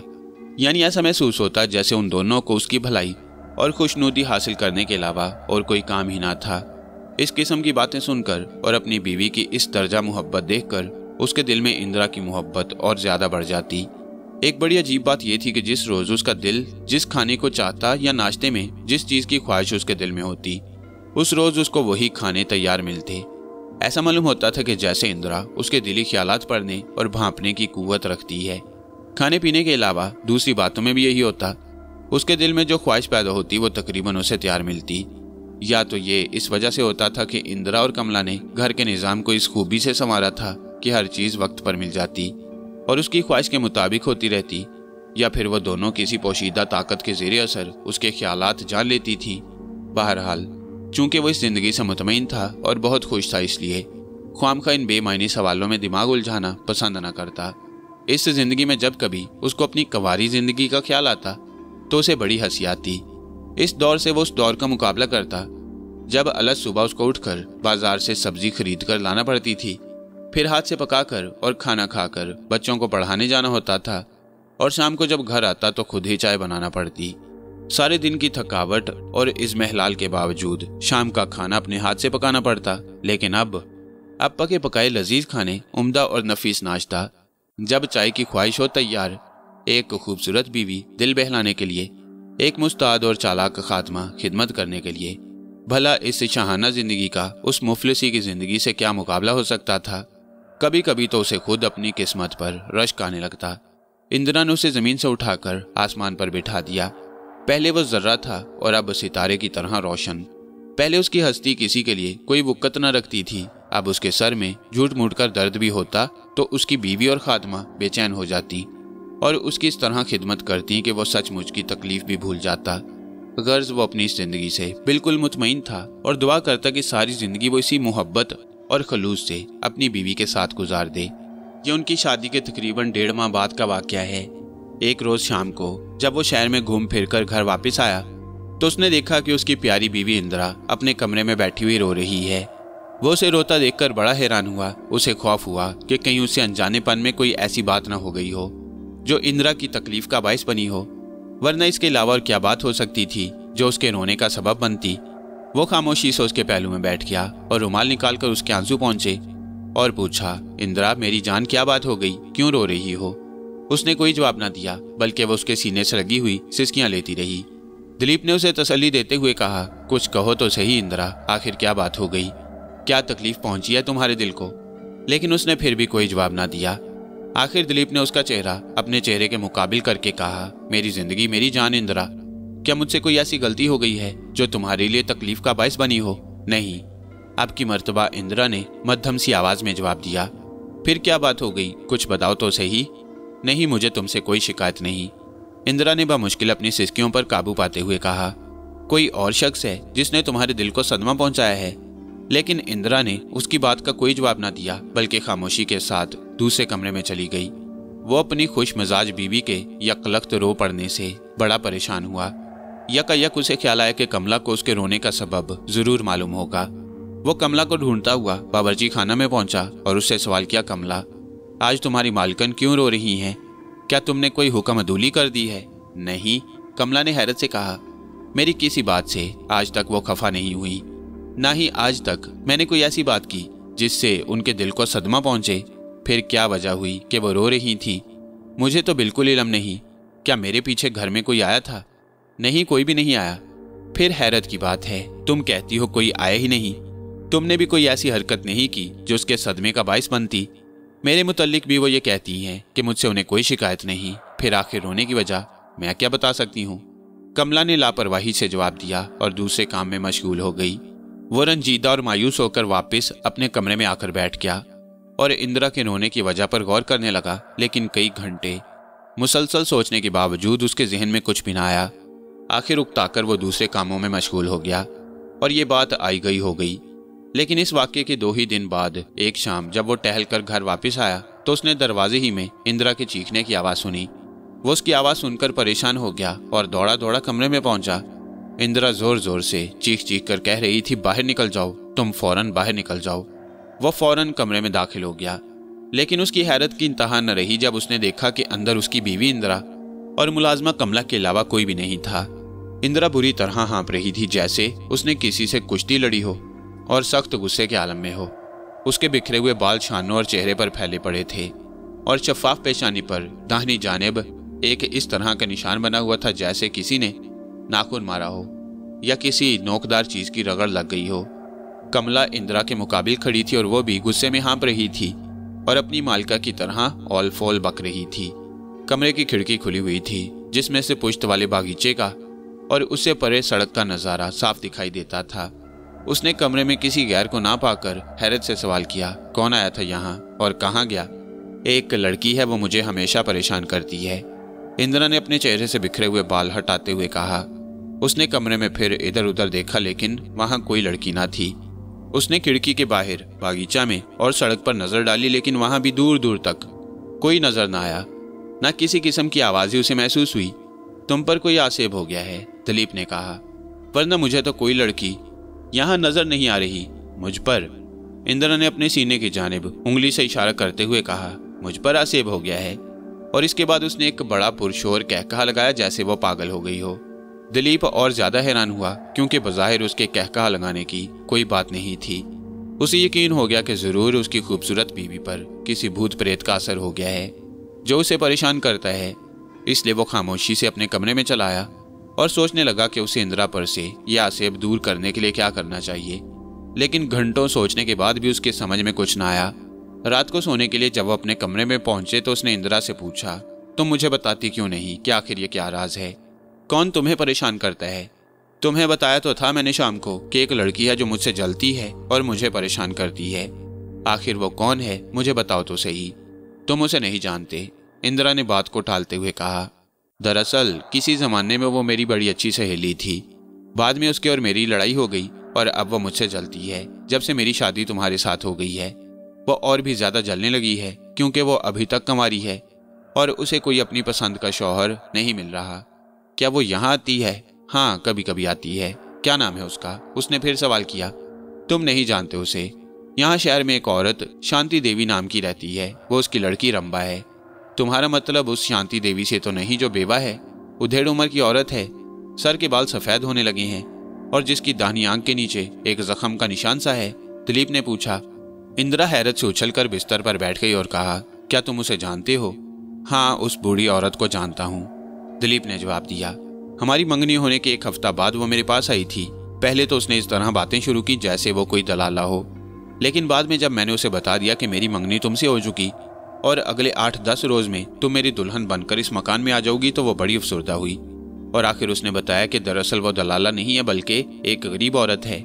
उसकी एक जवान लड़की है जिसकी शादी वो किसी गरीब और शरीफ नौजवान से करना चाहती है। उसकी गुफ्तगू का अंदाज इस कदर मौसर था कि अगर मैं तुम्हें ना देख चुका होता और मेरी मंगनी तुमसे ना हो गई होती तो यकीनन उस बेवा औरत की लड़की से शादी कर लेता, क्योंकि उसकी बातें सुनकर मुझे उस पर बड़ा रहम आया। इंदिरा ये बातें सुनती रही और गुस्से और जोश के मारे उसका चेहरा सुर्ख होता गया। इस बात ने उसके दिल में हसद की आग और बढ़ा दी कि वो उसकी शादी तोड़कर अपनी लड़की की शादी दिलीप से करना चाहती थी। वो उस वक्त बिल्कुल चोट खाई हुई नागिन की तरह फुंकार रही थी और जख्मी शेरनी की मानिंद खौफनाक मालूम हो रही थी। ऐसा मालूम होता था जैसे वो अभी दिलीप को चीर फाड़ कर रख देगी, क्योंकि उसने उस बूढ़ी औरत को इस घर में घुसने दिया और क्यों उसकी बातें सुनी। आखिर जब दिलीप अपनी बात खत्म कर चुका तो उसने बड़े नफरत अंगेज लहजा में कहा, तो वो यहाँ आई थी मेरी शादी में रोड़ा अटकाने और अपनी चहेती की शादी ले जाने के लिए? अच्छा, मैं समझूंगी। ये कहकर इंदिरा ने उस बेवा औरत शांति और उस लड़की को ऐसी ऐसी बुरी बातें कही कि दिलीप अपनी खूबसूरत बीवी के नाजुक होंठे से इस किस्म की बातें सुनने की कभी तवक्को नहीं रखता था। वो कुछ देर तो मबहूत होकर इंदिरा का खौफनाक चेहरा देखता रह गया। उसे यकीन नहीं आ रहा था कि इंदिरा इस कदर खौफनाक भी हो सकती है। आखिर कुछ देर के बाद जब उसने अपने हवास पर काबू पा लिया तो दिलीप ने मामले को खत्म करने के ख्याल से तसल्ली भरे अल्फाज में कहा, लेकिन तुम्हें अब उसके मुतल्लिक परेशान होने की क्या जरूरत है? जाहिर है कि अब उससे मेरा या तुम्हारा क्या वास्ता है। अब तुम मेरी बीवी बन चुकी हो, इस घर की मलका हो। भला वो बेचारियां अब यहाँ क्यों आएंगी? बेचारियां, इंदिरा ने हकारत से कहा, जलील कहीं की।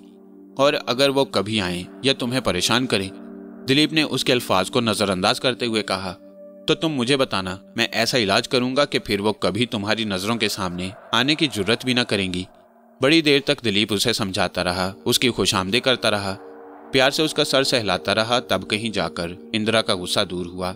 लेकिन सोने से पहले फिर उसने दिलीप से कहा, सच बताओ, क्या तुम उस लड़की रंबा से ज्यादा मुझसे मोहब्बत करते हो या नहीं? इंदिरा, दिलीप ने उसे सदाकत आमेज नजरों से घूरते हुए कहा, तुम भी बाज़ औक़ात कैसी अहमकाना बातें करती हो। उस बेचारी रंबा को तो मैंने आज तक एक नज़र भी नहीं देखा। सिर्फ उसकी बूढ़ी माँ से एक मर्तबा बात हुई थी। फिर उसका मेरे और तुम्हारे मामले में क्या दखल? मैं उससे कैसे मोहब्बत कर सकता हूँ? तुम मेरी बीवी हो, तुम्हें शादी से पहले देखा था, शादी के बाद से तुम मेरे साथ रहती हो, मेरी रफीक के हयात बन गई हो। तुमसे मुझे जिस कदर भी ज्यादा मोहब्बत होगी कम है। लेकिन उस गरीब लड़की से जिसे मैंने कभी नहीं देखा, उससे मुझे क्या वास्ता? मैं हैरान हूं कि तुम एक जरा से मामले के लिए इस कदर परेशान क्यों हो। जहां तक मैं समझा हूं, मैंने तो अब तुम्हारी बातों से ये अंदाजा लगाया है कि दरअसल यह मामला सिर्फ इतना नहीं है जितना तुम बयान कर रही हो, बल्कि इसकी तह में जरूर कोई गहरा राज है जिसे तुम मुझसे छुपा रही हो। खैर छोड़ो इन बातों को, तुम शक ना करो, मैंने तुम्हें पहले रोज ही बता दिया था कि दरअसल मेरे दिल में हसद और जलन का मादा बहुत है। इंदिरा बोली, यही वजह है कि मैं मामले को बढ़ा देती हूँ, वरना राज वगैरह कुछ भी नहीं। और तुम जो मेरी जिंदगी के मालिक हो, तुमसे अपना कोई राज क्यों कर छुपा सकती हूँ। इसके बाद वो खामोश हो गए और सो जाने की तैयारियां करने लगे। लेकिन दिलीप के जहन में ये बातें कीड़ों की तरह कुलबुलाती रहीं और उसे परेशान करती रहीं। बावजूद इसके कि इंदिरा ने अपनी जानिब से काफी सफाई दी थी, लेकिन उसका दिल साफ ना हुआ। उसे यकीन था कि जरूर कोई गहरा राज है जो उसकी बीवी उससे छुपाती है। लेकिन सुबह को इंदिरा की प्यारी प्यारी और मीठी मीठी बातों में वो रात के वाकयात फिर भूल गया और उसके दिल में इंदिरा की जानिब जो कुदूरत बैठ गई थी वो भी दूर हो गई। उसके बाद कई दिन बखैर आफियत गुजर गए। वो हंसी खुशी और प्यार मोहब्बत में दिन गुजारते रहे। इसके बाद ना कभी बेवा शांति या उसकी लड़की उनके घर आई और ना कभी उन्होंने आपस में उनका तज़किरा किया। जिंदगी बड़े सुकून से गुजरती रही। हंसती खेलती कह कह लगाती हुई जिंदगी बड़ी हमवारी के साथ बहती रही। और वो इंदिरा की मैयत में अपने आप को दुनिया का सबसे खुशकिस्मत इंसान तस्वुर करता रहा। जीतगढ़ में आए हुए अब उसे 1.5 साल के करीब हो गया। पहले ये शहर उसके लिए बड़ा उदास और सूना सूना सा था, लेकिन अब वो समझता था कि जीतगढ़ जैसा बारौनक और खूबसूरत शहर रुए जमीन पर ना होगा, जिसमें रहते हुए उसे ऐसी खूबसूरत और ऐसी मालदार बीवी मिली। और उसने फैसला कर लिया कि वो अपनी सारी जिंदगी इसी शहर में बिता देगा। जीतगढ़ की तारीख में मौसम बहार के एक खास दिन मेला लगने और खुशियां मनाने की रस्म कदीम जमाने से चली आ रही थी। उस रोज शहर की फसील के बाहर एक बड़ा शानदार मेला लगता और दूर दूर से तमाम लोग इसमें शिरकत करने आते। तकरीबन पूरा शहर फसील के बाहर उमड़ पड़ता। खूबसूरत सूट बूट और रंगीन टाइयों से मुज़य्यन नौजवान, साफ सुथरे और कीमती लिबासों में मलबूस बूढ़े और रंग बिरंगी खुशनुमा साड़ियां लहराती हुई हसीनाएं फसील से बाहर के मैदान में इधर से उधर कह कह बरसाती हुई थिरकती नजर आती। दिलीप ने इस पुरमसरत दिन अपने छोटे से स्कूल की छुट्टी की और सुबह उठते ही उसने इंदिरा से कहा, मैंने आज स्कूल की छुट्टी कर दी है इंदिरा, चलो आज मेले में घुमाएं। इंदिरा जब से शादी होकर इस घर में आई थी, उसने कभी घर से बाहर कदम ना निकाला, ना ही कभी वो अपनी सौतेली माँ से मिलने गई। दिलीप के मेले में घूमने की दावत पर उसने कहा, मैं इन हंगामों से बहुत घबराती हूँ, दिल परेशान होने लगता है। बेहतर यह है कि तुम अकेले ही घुमाओ। लेकिन सारे दिन के लिए तुम्हें अकेले घर पर छोड़कर कहीं जाने को जी भी तो नहीं चाहता।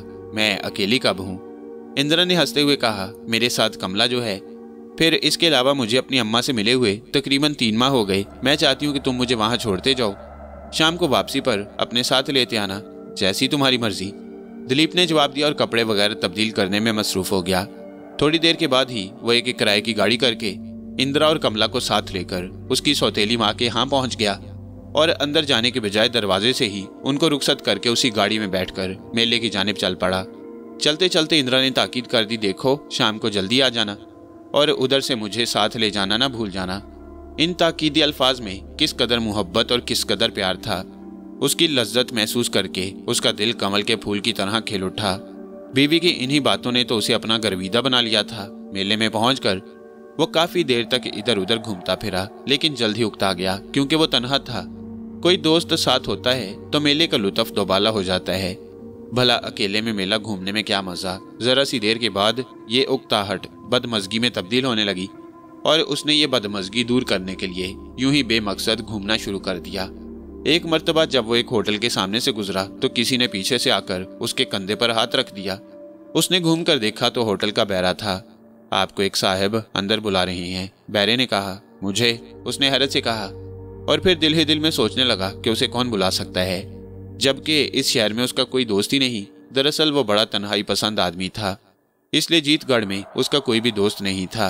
लेकिन जब वो बैरे के साथ साथ होटल में दाखिल हुआ तो उसने दूर ही से देखकर पहचान लिया कि वहां उसका एक मुलाकाती रमेश बैठा था। रमेश से उसकी मुलाकात उस वक्त हुई जब वो जीतगढ़ में नया नया आया, बल्कि उस वक्त उसे अजनबी जानकर रमेश ने ही मदद के तौर पर उसे मकान किराए पर दिलाया। इसीलिए दिलीप उसका बहुत ज्यादा ममनून था और हमेशा उसकी इज्जत करता। लेकिन उनके ताल्लुकात हमेशा एक मुलाकाती की हैसियत से ही रहे। वो दोस्त कभी ना हुए क्योंकि रमेश फौज में मुलाजिम था और कुछ अरसा के बाद ही वो अपनी ड्यूटी पर वापस चला गया। आजकल भी वो शायद छुट्टियों पर आया हुआ होगा, उसने दिल में सोचा और बड़े तफाक से रमेश की जानिब बढ़ते हुए कहा, हेलो रमेश, कब आए? यार तुमने तो अपनी आमद की इतला भी नहीं दी। रमेश उठकर उसके गले से चिमट गया और फिर उसे कुर्सी पर बिठाते हुए कहा, तुमने वो पहला मकान छोड़ दिया। मैं तो समझता था कि शायद तुम अपने वतन वापस चले गए हो, लेकिन अब तुम्हें जाते हुए देखा तो पता चला कि यही शहर में मौजूद हो। सुनाओ, क्या हाल है, क्या कर रहे हो? मजे से तो हो? रमेश ने एक सांस में कई सवाल कर डाले। अरे अरे, तुमने तो इतने सारे सवाल कर डाले, जरा दम तो लेने दो, सब कुछ बताता हूँ, उसने हंसते हुए जवाब दिया और फिर रमेश की मंगवाई हुई चाय की प्याली अपनी जानिब सरकाते हुए कहा, रमेश भाई, सबसे पहले तो ये खुशखबरी सुनाता हूँ कि मैंने शादी कर ली है। अरे वाह मेरे दोस्त, ये तो तुमने कमाल कर दिया। रमेश ने मुसरत से उछलकर उसकी पीठ थपकते हुए कहा, लेकिन कब की है? अभी कोई 3 माह हुए। भाभी कैसी है? मेरी उम्मीदों से बढ़कर खूबसूरत, खुश इखलाक, बेइंतहा मोहब्बत करने वाली, वायलिन बजाने की माहिर और काफी मालदार भी। ये आखिरी अल्फाज दिलीप ने झुककर जरा सरगोशी के अंदाज में कहे। अच्छा, रमेश ने हैरत से कहा, फिर तो यार दिलीप, तुम्हारी किस्मत का सितारा अरूज पर पहुंच गया है। हाँ, कुछ ऐसा ही समझिए। लेकिन किस जगह शादी हुई? जमुना बाई नाम की एक बेवा औरत हैं, उनकी सौतेली लड़की इंदिरा देवी से, जो मशहूर वायलिन आर्टिस्ट हैं और किसी जमाना में महाराजा रंजीतगढ़ के यहाँ मुलाजिम थी। अच्छा, मैं समझ गया।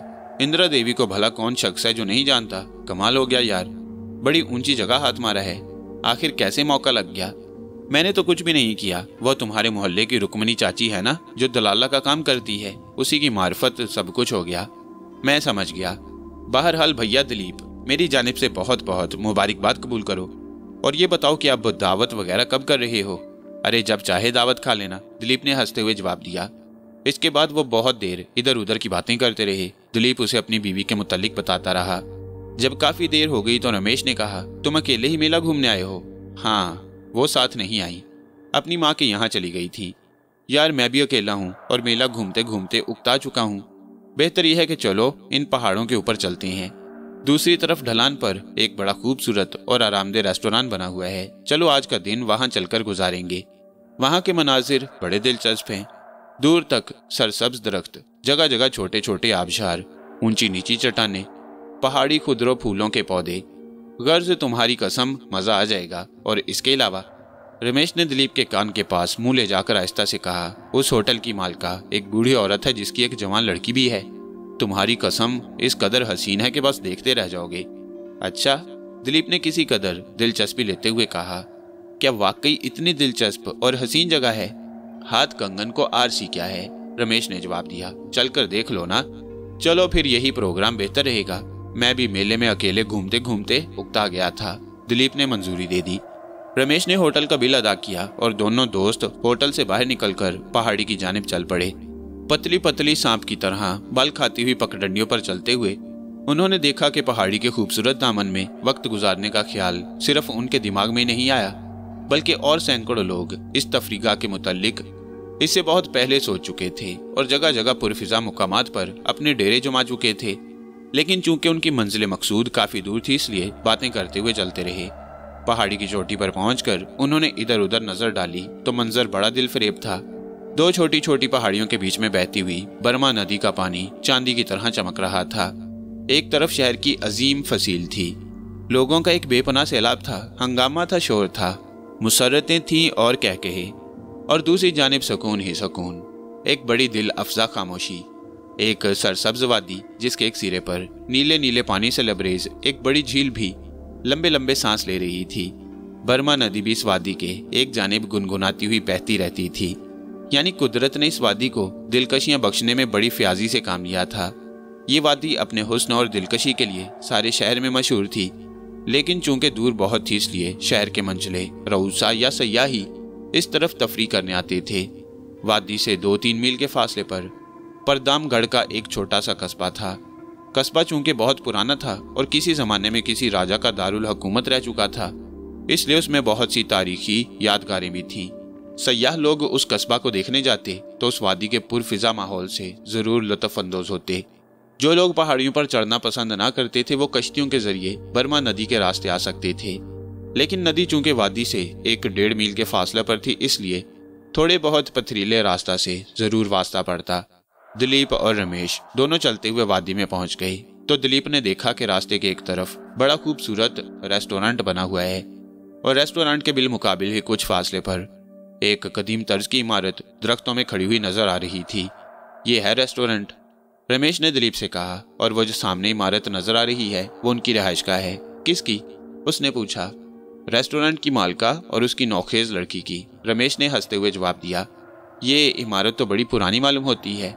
हाँ, किसी राजा ने अपनी तफरीह के लिए बनवाई होगी। पहले वीरान पड़ी थी, अब जब उन्होंने यहाँ ये रेस्टोरेंट खोल लिया, ये इमारत अपनी रिहाइश की घर से किराए पर ले ली। वादी में भी इधर उधर लोगों का जम्मे गफीर था, लेकिन चूंकि लोग यहाँ सुकून और लुत्फ हासिल करने आते थे इसलिए किसी किस्म का हंगामा बिल्कुल नहीं था। रेस्टोरेंट के एक जानिब बहुत बड़ा बोर्ड का दरख्त खड़ा था जिसकी शाखें चारों तरफ फैली हुई थी। इतना बड़ा दरख्त दिलीप ने पहले कभी ना देखा था, इसलिए उसे बड़ी हैरत हुई। बोर्ड की पुरानी जटाएं लटक कर जमीन में पेवस्त हो गई थी और दरख्त के नीचे एक जाल सा बन गया था। वो दोनों होटल की जानिब बढ़ ही रहे थे कि करीब ही झुंड में बैठी हुई एक पार्टी ने रमेश को आवाज दी। वो दोनों उस तरफ मुतवज्जा हुए तो पता चला कि उसके कुछ पुराने साथी थे। ये लोग ताश खेल रहे थे। ये दोनों भी उनके पास जा बैठे और ताश खेलने में मशगूल हो गए, और जब खेल से फारिग हुए तो उन्हें महसूस हुआ कि उन्होंने अपना बहुत बड़ा वक्त ताश की नजर कर दिया है। अब तीसरा पहर हो चला था। चलो भाई, बहुत देर हो गई, रमेश ने उठते हुए कहा, और वो उन लोगों से माजरत करके चल पड़े। 3-4 मिनट बाद ही वो रेस्टोरेंट के दरवाजे पर थे। लो भाई, आ गए हम अपनी मंजिल मकसूद पर, रमेश ने कहा। पहली मर्तबा जब मैं यहाँ आया था तो मुझे यकीन था कि उस हसीन और नौजवान लड़की की कशिश एक मर्तबा और मुझे यहाँ जरूर खींच लाएगी। तुम तसव्वुर नहीं कर सकते दिलीप कि वो किस कदर हसीन और दिलकश लड़की है। दिलीप, रमेश की बात का कोई जवाब देने ही वाला था कि यकायक उसके दिल को एक धचका सा लगा और उसे ऐसा महसूस हुआ कि जैसे उसका ऊपर का सांस ऊपर और अंदर का सांस अंदर रह गया है। हैरत से उसकी आंखें फटी की फटी रह गईं। सामने ही होटल के दरवाजे में बेवा शांति देवी खड़ी थी। वही शांति देवी जो इंदिरा से उसकी मंगनी होने के बाद उसके पास अपनी लड़की का रिश्ता लेकर आई थी और जिसकी लड़की से उसकी बीवी इंदिरा को खतरनाक हद तक दुश्मनी थी। शांति ने उन दोनों को आते देखा तो उसके चेहरे पर एक अजीब सी मुस्कुराहट फैल गई और उसने उनके इस्तकबाल के लिए 2 कदम आगे बढ़ते हुए कहा, अरे ये तो मास्टर दिलीप कुमार मालूम होती हैं। आज किधर की हवा चल पड़ी थी जो आप इधर निकल आए। आइए आइए, इस तरफ तशरीफ लाइए। ओफो, आज मुझे किस कदर मुसरत हासिल हुई है बेटा दिलीप तुम्हें देखकर। तुम खैरियत से तो हो? बुढ़िया ने एक सांस में कितने ही सवाल कर डाले और वो हैरत के मारे बुत बना हुआ अपने दोस्त के सहारे चलता हुआ रेस्टोरेंट में दाखिल हो गया। इधर आइए, शांति ने उन्हें एक साफ और खूबसूरत मेज के गिर्द ले जाते हुए कहा, जिसके चारों तरफ आरामदेह कुर्सियां नए और खूबसूरत गद्दों से ढकी हुई पड़ी थीं। बैठ जाइए, तशरीफ रखिए बिल्कुल इत्मीनान से, उसने तसल्ली देते हुए कहा। मैं नहीं जानती थी कि आप दोनों आपस में दोस्त हैं। फिर रमेश की तरफ मुतवज्जा होते हुए उसने कहा, आप तो हमारे रेस्टोरेंट में पिछले दिनों भी आए थे और गालिबन सारे दिन यही रहे थे। जी हाँ, और आज फिर आपके होटल की कशिश हमें खींच लाई, रमेश ने जवाब दिया। शुक्रिया, शांति ने मुस्कुराते हुए कहा। गालिबन आप भी जीतगढ़ में ही रहते हैं? जी हाँ, रामगंज मोहल्ला में, शहरों वाले दरवाजे के पास। अच्छा, समझ गई मैं। मास्टर दिलीप भी तो शायद पहले उसी मोहल्ले में रहा करते थे। जी हाँ, मैं जब पहले पहल जीतगढ़ में आया था तो उसी मोहल्ले में रहता था, दिलीप ने जवाब दिया। बल्कि मिस्टर रमेश ने ही मुझ परदेसी पर रहम खाकर वो मकान दिलवाया था। खूब, बहुत खूब। बहरहाल अब तो तुम्हारी किस्मत ही बदल गई है, मालदार बीवी मिली है, चाहो तो अब अपना मकान भी खरीद सकते हो। फिर शांति ने दिलीप के जवाब का इंतजार किए बगैर रेस्टोरेंट के अंदर वाले दरवाजे की जानिब मुंह करके पुकारा, रंबा, ओ बेटी रंबा, जरा देख देख जरा बाहर आ, मेहमान आए हैं। आई माता जी। एक सुरीली आवाज दिलीप की समात पर फैलती चली गई और उसे ऐसा महसूस हुआ जैसे बहुत सी नकरी घंटियां बज उठी हों या किसी ने संगीत की लय छेड़ दी हो। 2 मिनट बाद ही अंदर के दरवाजे से एक छरीरे बदन की नाजुक सी लड़की बरामद हुई। दिलीप ने एक तिरछी नजर उस पर डाली और वो हैरत के मारे सत्ते के आलम में रह गया। वह समझता था कि उसकी बीवी इंदिरा से बढ़कर खूबसूरत औरत शायद पूरे जीतगढ़ में ना हो, लेकिन रंबा की एक झलक ने उसे शिकस्ते फाश दे दी। 18-19 साल की एक सडोल और निखरी हुई दोशीजा दरवाजे के करीब खड़ी हुई मेहमानों को हैरत से देख रही थी। उसके स्याह चमकीले बाल एक रेशमी फीते से बंधे हुए पुश्त पर लहरा रहे थे। गुलाबी रुखसारों में जवानी की ताबिशें जगमगा रही थीं। बड़ी बड़ी गुलाफी आंखों पर लंबी लंबी रेशमी पलकें ऐसी महसूस हो रही थी जैसे 2 शराब से लबरेज प्यालों पर झालरदार सरपोश पड़ा हुआ हो। पतले पतले सुरख सुरख होंठ एक अजीब नफासत से खम खाए हुए थे, जैसे किसी मुसव्विर ने अपनी तमाम चाबुक दस्ती सिर्फ इन होंठों के बनाने पर सरफ कर दी हो। शरीरा बदन फूलों से लदी हुई शाख की तरह नजरे फरेब और लचकदार था। दिलीप उसे देखकर सख्ता के आलम में रह गया और उसे महसूस हुआ जैसे रंबा अपनी मुतहय्यर निगाहों के हाथों से उसके जहन पर बने हुए इंदिरा के नकूश मिटा रही है और अपने खतो खाल बना रही है, जैसे वो उसकी निगाहों की राह से उसके दिल में समाई जा रही है। हल्की गुलाबी साड़ी में उसका हुस्न और भी दोबाला हो गया। लड़की को दरवाजे में खड़ा देखकर शांति देवी ने कहा, बेटी देखो, हमारे मेहमान आए हैं, इनके लिए जरा चाय तो बना लो। रंबा ने अपने दोनों नाजुक नाजुक हाथ जोड़कर उन्हें नमस्ते कहा और अच्छा माता जी, अभी आती हूँ कहकर उसी दरवाजे में गायब हो गई। दिलीप को ऐसा महसूस हुआ जैसे 1000 पावर का बल्ब एक सानिये के लिए रोशन करके बुझा दिया गया हो, जैसे काली काली घटाओं में बिजली कौन गई हो।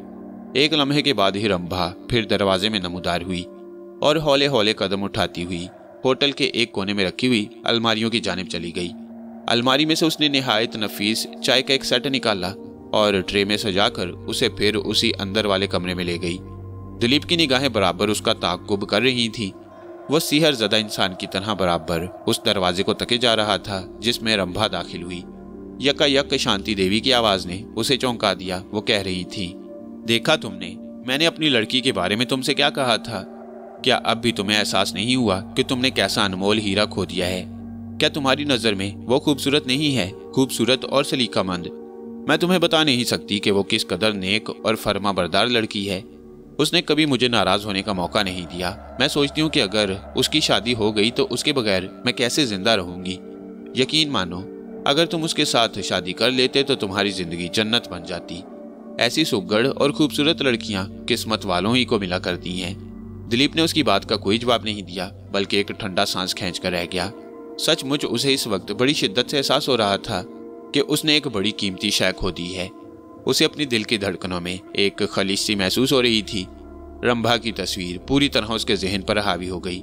इंदिरा उसके मुकाबले में कुछ भी नहीं थी, उसकी खाके पाके बराबर भी नहीं थी, बल्कि इंदिरा और रंभा का मुकाबला करना तो सूरज को चिराग दिखाना बराबर था।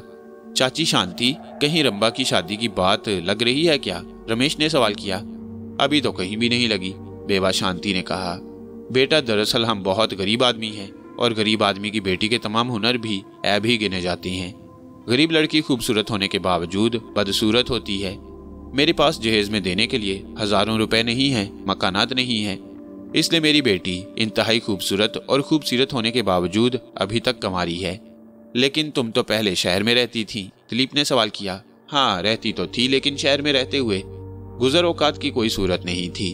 फिर कुछ बदबातिन दुश्मनों ने परेशान किया तो मैं अपना छोटा सा मकान बेचकर यहाँ आ गई। ये जगह शहर से दूर है, यहाँ पिकनिक वगैरह के लिए रोजाना लोग आते रहते हैं, सयाहों की पार्टियां आती रहती हैं, इसलिए मैंने यहाँ ये रेस्टोरेंट खोल लिया। अब हमें इस रेस्टोरेंट से काफी आमदनी हो जाती है, जिससे हम दोनों माँ बेटी इत्मीनान से गुजर बसर कर लेते हैं। सामने ही एक पुराना मकान है, वो मैंने किराए पर ले लिया है। दिन भर हम दोनों यहाँ ग्राहकों की खातिरदारी में लगे रहते हैं। रात को उस मकान में चली जाती हैं। कुछ देर के बाद रंभा फिर दरवाजे पर नमूदार हुई। उसके हाथों में चाय की ट्रे थी। आहिस्ता आहिस्ता चलती हुई वो उनकी मेज के करीब आकर खड़ी हो गई। अजनबी आदमियों के सामने इस कदर करीब आकर हया की वजह से उसके रुखसार गहरे सुर्ख हो गए। उसने ट्रे के बर्तन मेज पर सजा दिए और वापस चली गई। दूसरी मर्तबा वो फिर ट्रे पर कुछ खाने का सामान रख कर लाई और मेहमानों के सामने सजा दिया। खाने का सामान मेहमानों के सामने सजाते हुए उसने कई मर्तबा चोरी चोरी दिलीप को देखा और एक हल्की सी मुस्कुराहट उसके होंठों पर खेल गई, जैसे बंद कली गुंचा बन गई हो। खाने की चीजों में काफी तकल्लुफ बरता गया। समोसे, आलू की टिक्कियां, कचौरियां और ना जाने क्या क्या था।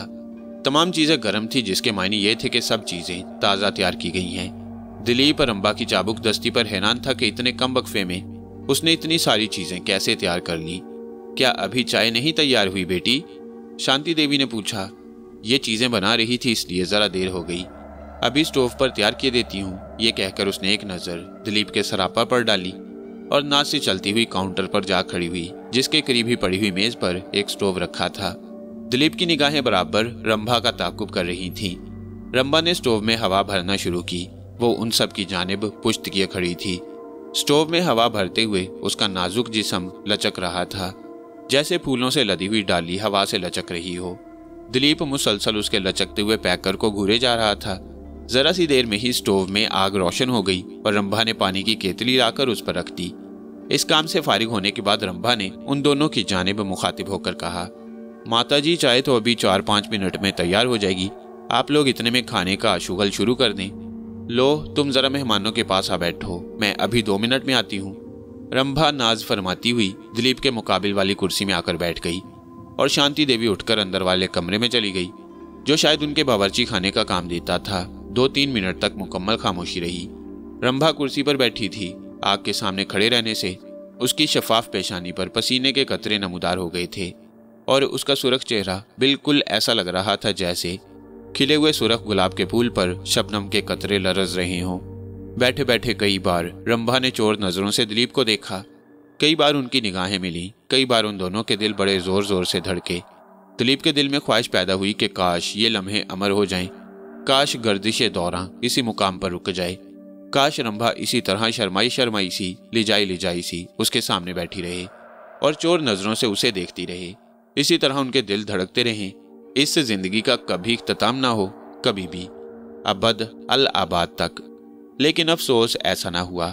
2-3 मिनट के बाद ही शांति देवी वापस आ गई। चाय का पानी खोलने लगा था, इसलिए वो स्टोव बुझाकर केतली भी उठा लाई और चाय दानी में पानी उंडेल कर इत्मीनान से चौथी कुर्सी पर बैठ गई। चाय बना दो बेटी।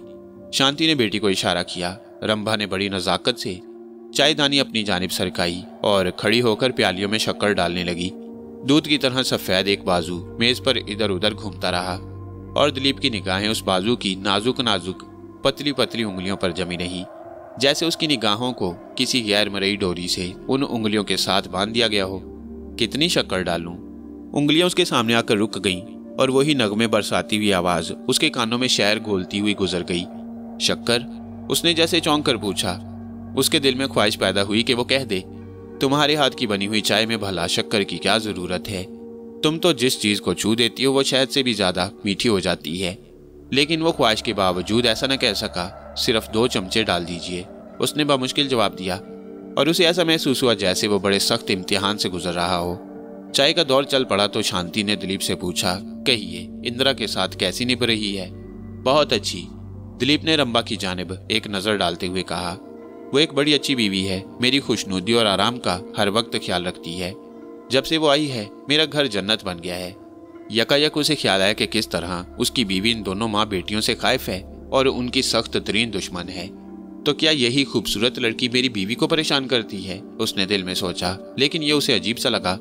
इन बेचारियों को उससे दुश्मनी करने या उसे परेशान करने में क्या मिल सकता था? ये तो खुद शहर छोड़कर इतनी दूर आ पड़ी हैं। नहीं, ये गलत है। उसने अपने दिल में कहा, रंभा जैसी खुशमिजाज, नेक सूरत और हसीन लड़की किसी की दुश्मन नहीं हो सकती और ना उनकी रहम दिल माँ। जरूर इंदिरा को कोई गलत फहमी हो गई है या इसमें जरूर कोई गहरा राज है जिसे इंदिरा मुझसे छुपाती है। रंभा, देखा तूने? शांति ने अपनी बेटी से कहा, कैसा शरीफ नौजवान है, शरीफ और सजीला। मुझे तो बड़ा सख्त अफसोस है कि वो मेरा दामाद ना बन सका। रंभा उसकी तरफ एक नजर देखकर शर्मा गई। रंभा देवी बड़ी सलीकामंद है, उसने जवाब दिया। मैंने उनकी फहमो फरासत का इतनी देर में अंदाजा लगा लिया है, और जिस कदर खूबसूरत हैं उससे भी ज्यादा खूबसूरत। आप अपनी बेटी पर जिस कदर भी नाज करें कम है। अपनी तारीफ सुनकर रंभा हल्की सी मुस्कुरा पड़ी और दिलीप की जानिब चोर नजर से काफी देर तक देखती रही, और दिलीप को ऐसा महसूस हुआ जैसे वो उन निगाहों से उसकी रगों में बिजलियां भर रही हो, उसके हवास पर नशा सा फैला रही हो। चाय खत्म हो जाने के बाद दिलीप और रमेश दोनों ने रुखसत की इजाजत चाही, लेकिन शांति देवी ने कहा नहीं नहीं, अभी नहीं जा सकते, शाम का खाना खाकर जाइए, रंभा अपने हाथ से खाना पकाएगी। जरा इसके हाथ के बने हुए खाने खाकर भी तो देखिए कि वो खाने पकाने में किस कदर माहिर है। दिलीप ने रंभा की जानिब देखा तो उसकी निगाहों में एक इल्तिजा थी, जैसे वो कहना चाहती थी कि ईश्वर के लिए ना जाओ, माँ का कहना मान लो। शांति देवी का कहना शायद वो ठुकरा देता, लेकिन उन निगाहों की इल्तिजा ठुकरा देना उसके बस की बात ना थी, इसलिए उसने कहा देर काफी हो जाएगी, लेकिन खैर आप बजिद हैं तो रुकना ही पड़ेगा। ऐसी मेहमान नवाज और मेहरबान मेजबानों का हुक्म कैसे टाला जा सकता है। वो तो खैर शुक्रिया, शांति देवी ने मुस्कुराते हुए कहा, लेकिन शायद तुम्हें इल्म नहीं कि अगर तुम यहाँ से रुखसत भी हो जाओ तो रात को अपने घर नहीं पहुंच सकते। क्यों? उसने हैरत से सवाल किया। इस वक्त 6 बज रहे हैं, शहर यहाँ से तकरीबन 5-6 मील है, पहाड़ी रास्ता है, वहां तक जाते जाते यकीनन सूरज गुरूब हो जाएगा। फिर क्या है, सूरज गुरूब हो जाएगा तो हम लोग डरते तो नहीं? दिलीप ने कहा। नहीं, मेरा मतलब ये नहीं कि तुम डरते हो, शांति ने जल्दी से कहा। शायद तुम्हें मालूम नहीं कि आज के दिन शहर के दरवाजे सूरज गुरूब होते ही बंद कर दिए जाते हैं। सुबह जो तुम हजारों आदमियों का हंगामा देखकर आए हो, अब वहां कुछ भी ना होगा। दरअसल बरसा बरस से ये रिवायत चली आती है कि आज के दिन सूरज ढलते ही देवी देवता शहर से बाहर मेले में आ जाते हैं। चुनाचे तमाम आदमी उनके एहतराम में रात होने से पहले अपने अपने घरों को लौट जाते हैं और महाराजा के हुक्म से शहर के सब दरवाजे बंद कर दिए जाते हैं। चलिए, ये भी अच्छा हुआ कि आपने बता दिया, रमेश ने कहा। मुझे तो बिल्कुल याद ही न रहा था। अब अगर हम वहां जाते तो सारी रात कहाँ गुजारते, ये मालूम करके कि वो आज रात को घर वापस ना जा सकेंगे। पहले तो दिलीप को इंदिरा की जानिब से बड़ी परेशानी हुई। उसे ख्याल आया कि वो उसके लिए परेशान होगी, लेकिन फिर ये सोचकर खामोश हो गया कि चलो वो अकेली नहीं है, अपनी सौतेली माँ के यहाँ है, ज्यादा परेशान ना होगी।